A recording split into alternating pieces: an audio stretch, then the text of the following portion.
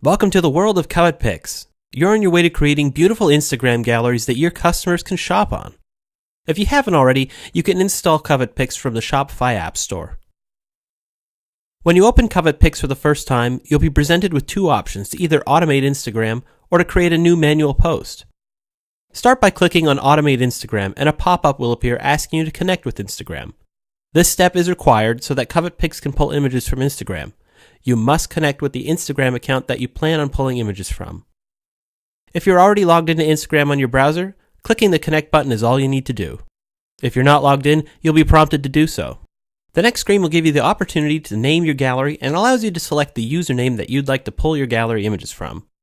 Under Terms, type in your username that you'd like to pull from and select Approve or Hide All.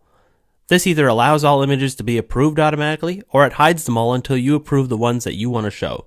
When you're happy, just click Save Gallery button. This will bring up a page that either has your images or it says Missing Images.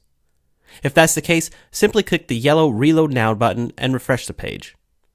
The initial sync can take several minutes, so you may want to take a few minutes before refreshing. This will bring up your images and give you a dashboard in which you can select the images that you want to show or hide. When you're ready to continue with embedding your gallery into your store, click the Customize and Embed Gallery button in the top right corner, and this will bring you to the Style area of the app.